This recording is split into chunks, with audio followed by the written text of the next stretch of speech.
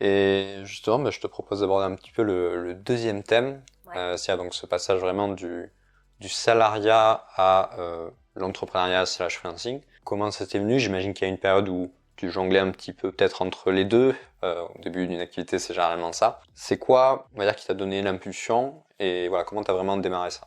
Bah, tu sais, il y avait cette histoire de bullet journal là, donc je commence un peu à comprendre que c'est un truc qui peut potentiellement changer ma vie. Et je sais que c'est hyper bisounours hein, de dire ça, mais genre Tu c'est... voulais changer la vie de tout le Non, monde. non, pas du tout, pas du tout en fait, mais je me dis, bah, c'est quand même un truc cool.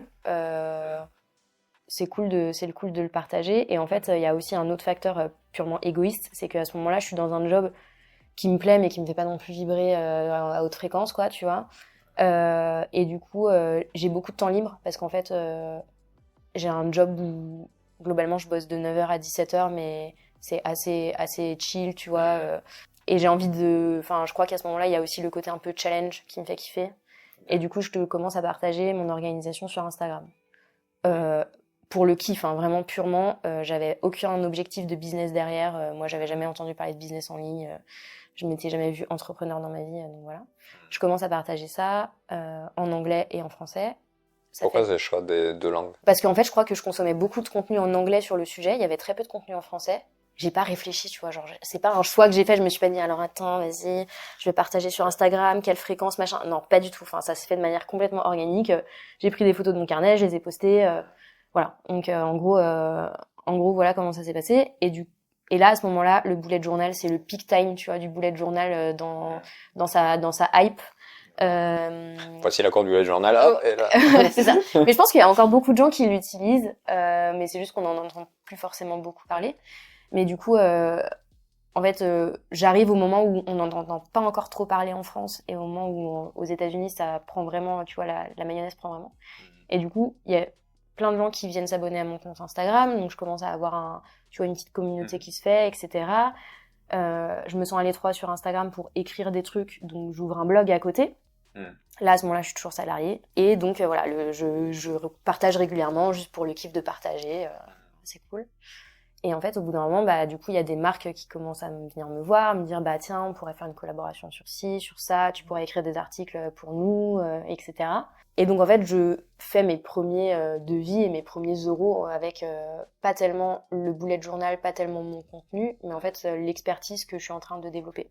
Et en même temps, en parallèle, le job qui me faisait pas vibrer à haute fréquence, il me fait clairement plus vibrer du tout. Ça devient le point mort, là. Le Ouais. point mort. Et du coup, tu vois, il y a vraiment ce truc de, bah, d'un côté, j'ai un job qui m'ennuie quand même très très très fort. De l'autre côté, j'ai ce truc où je sais pas vraiment où ça va, mais je sens qu'il y a du potentiel. Et dans ma tête, il y a une espèce de déclic qui se fait et je décide de me casser de mon job. Et là commence le processus de négociation d'une rupture conventionnelle, puisque en fait, bah, j'ai pas non plus de business model Voilà, tu solide. gagnais pas vraiment ta Pas vie du tout, pas du tout. Quand je dis je fais avec mes ça. premiers euros, genre j'encaisse 100 euros, tu vois. On Oui, n'est pas voilà. du tout sur un truc en mode Ouais. Tu fais les courses à Intermarché, hop voilà, là. ouais, c'est fini quoi. Mais je sens quand même qu'il y a un truc. Donc, je quitte mon job un peu difficilement, mais j'arrive à quitter mon job. Et là, je me retrouve dans un truc où en fait, bah, je suis trop contente. Je sais pas du tout comment faire, tu vois. Parce qu'en fait, j'ai pas du tout des études de commerce, de business, etc. J'ai pas les codes. Je sais pas ce que c'est le marketing, je sais pas comment on vend, je sais même pas ce que je vais vendre en fait. Tu vois, j'ai aucune idée de c'est quoi le produit, c'est quoi le service, c'est quoi la valeur que je vais offrir. J'ai aucune notion de business et donc en fait ça met quand même beaucoup de temps à tu vois à se décanter tout ça, à faire en sorte que je me dise bah mon cœur de métier à la base c'est le produit donc je vais sortir un produit donc je me lance dans l'e-commerce où je conçois des produits donc en l'occurrence des carnets d'organisation que je vends en e-commerce. Et c'est trop cool, mais en même temps, faut quand même vendre beaucoup en termes de volume pour réussir à gagner sa vie. Donc, du coup, c'est compliqué. Donc, il y a toutes ces questions de rentabilité qui s'immiscent dans mon business. Il y a aussi le côté, comme j'avais aucune notion de business quand j'ai commencé, j'ai pas du tout bien fait le travail d'analyse de rentabilité, de pricing, etc.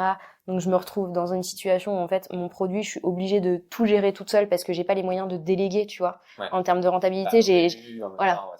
Et du coup en fait, j'ai pas du tout calculé mes marges dans l'optique de pouvoir un jour dire c'est plus moi qui m'occupe des expéditions, c'est plus moi qui m'occupe de ça, etc. Donc je suis en gros vraiment ultra short ultra serré en termes de marge. Et du coup finalement je suis prisonnière de mon business, tu vois. C'est-à-dire que je suis obligée d'être chez moi tout le temps pour pouvoir faire les expéditions. Tout passe par toi en fait. Tout passe par moi. Et du coup d'un côté je suis pas rentable, genre j'arrive pas à gagner ma vie parce que il faut faire beaucoup de volume. Avec un panier moyen, je sais pas, peut-être à 30 euros, il faut faire énormément de volume pour réussir à gagner sa vie. Et en plus, du coup, je me sens prisonnière de mon business. Donc, s'engage toute une période un peu de traversée du désert, dans ma tête en tout cas, qui n'est pas forcément visible à l'extérieur, mais de traversée du désert, non mais attends là, j'ai l'impression d'être dans une impasse. C'est difficile de faire des choix. J'avais toujours dit non mais je ferai jamais de coaching, etc. Voilà, il y avait un peu pourquoi il y avait Parce que moi j'avais vraiment une espèce de défiance, tu vois, vis-à-vis du coaching, en mode c'est vraiment un truc de pour joueur... les bobos parisiens. Non mais un truc de joueur de pipeau, tu vois. Ah ouais, d'accord. Ah oui, carrément. Ouais. D'accord. Ouais. Et du coup j'avais vraiment une énorme défiance par rapport à ça et je me disais mais jamais je vais faire ça. Je pense aussi un peu traumatisée par mes années de conseil en salariat où j'avais l'impression de jouer du pipeau toute la journée et du coup je voyais un peu le parallèle entre les deux et j'étais un peu, tu vois, j'étais pas confortable avec cette idée-là. Parce que t'as expérimenté un monde d'entreprise, en B2B, voilà. Donc du coup, mais évidemment, c'est pas du tout la même. Enfin, aujourd'hui, je fais pas du tout la même chose que ce que je faisais avant. Et aujourd'hui, je suis persuadée, à 10 000% de l'intérêt d'un coaching. J'en discutais hier j'ai fait un live hier sur Instagram avec une fille qui est community manager. Et c'est ce qu'on disait, tu vois, en fait, aujourd'hui, sur Internet, quel que soit le sujet, tu peux tout apprendre gratuitement. En vrai, on va pas se mentir, tu peux tout apprendre gratuitement. Déjà, tu prends typiquement organisation de productivité. Tu tapes organisation de productivité en français, t'as genre un nombre incalculable de contenus qui sortent. Et je le dis là maintenant, et en fait, personne n'a un secret particulier, un truc spécifique que tout le monde cherche et que la personne cacherait et qui vaudrait des milliers d'euros, tu vois. Genre, je suis persuadée que c'est pas ça le truc. Par contre, c'est ce qu'on disait tout à l'heure, quand tu consommes du contenu, en fait, le contenu, il t'arrive potentiellement dans le désordre. Peut-être que c'est du contenu qui est pas exactement ce dont tu as besoin. Peut-être que c'est pas le bon moment aussi. Peut-être que c'est pas le bon moment. Peut-être que la personne, elle te partage qu'une partie de son process, mais pas vraiment tout le process dans le détail complètement, pas à pas, etc. Et du coup, l'intérêt d'un coaching pour moi, mais que je comprenais pas du tout à l'époque, c'est vraiment le côté, je te donne les clés, je te les donne dans l'ordre, je te donne un cadre dans lequel tu vas pouvoir avancer. Et le fait d'investir dans du coaching, ça te donne toi aussi l'impulsion et la motivation pour te mettre un coup de pied au cul et faire les choses, quoi, tu vois. Et ça, pour moi, ça fait vraiment partie de la valeur du coaching. Enfin, c'est bête, mais à partir du moment où les gens payent, en fait, il y a quand même un certain engagement vis-à-vis du résultat qu'ils veulent obtenir. Et moi, je suis hyper claire avec mes clients. Le résultat, je suis responsable du résultat en partie vis-à-vis de ce que je vais te partager, mais je suis pas responsable du résultat si toi derrière tu fais rien. Je peux pas faire à ta place, tu vois. Comme les coachs sportifs, en fait, tu vois. Les coachs sportifs, ils vont te dire, vas-y, tu vas faire tu vas faire tel exercice, tel exercice, tel exercice. Mais si toi tu fais pas, tu vas pas pouvoir aller lui dire, mec, franchement c'est chaud, j'ai rien, mes abdos, là, mes tablettes, là, ils ont fondu. Exact. Non mais voilà, tu vois. Enfin, il y a un moment, faut aussi prendre ses responsabilités. Bref, et du coup, je me disais que j'allais pas du tout faire de coaching, mais évidemment, du coup, l'histoire dira que je suis revenue sur ma décision. Donc je commence un peu à réfléchir à mon business. Je suis une formation de business enfin, au bout de 2 ans. Il était temps, j'ai envie de dire. C'est 2 ans vraiment. Ah ouais, en mode freestyle. Ouais. Non mais moi, en fait, tu prends les histoires d'entrepreneurs de tout ce qu'il ne faut pas faire quand tu démarres. C'est moi, tu vois. Faut vraiment pas faire ce que j'ai fait.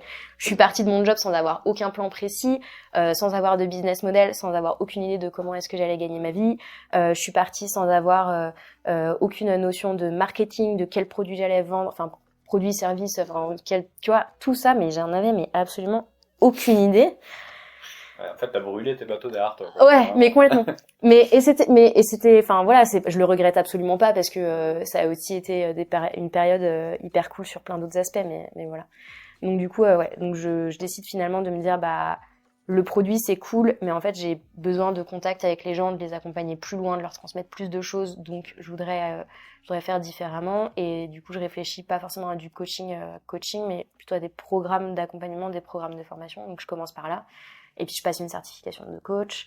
Et puis voilà. Et donc là, évidemment, mon business ressemble plus à un business d'accompagnement aujourd'hui. Et c'est trop cool. Et c'est trop cool parce que je vois les gens que j'accompagne partir d'une situation et à la fin du coaching, bah il y a quand même beaucoup de choses qui ont évolué, beaucoup de choses qui ont avancé et bon après chacun avance à son rythme et voilà, mais il y a des gens qui déjà en 5 sessions ont fait un énorme pas en avant. Enfin tu vois, je te parlais tout à l'heure de reprise de, tu vois, la sensation de reprendre de reprendre le contrôle, de nouveau se sentir en pouvoir sur ce que tu fais et tout, bah qu'ils le font déjà hyper rapidement et ça c'est vraiment du kiff pour moi de me dire bah mission accomplie. Je pense que la personne en face, elle a compris du coup à la fois les dimensions techniques, mais aussi l'impact que ça pouvait avoir derrière. Et une fois que tu y as goûté, bah généralement t'y reviens quand même, t'y reviens quoi. Quand les choses elles sont un peu mouvantes, tu pars en vacances et tu reviens et tu vois quelles sont tes habitudes.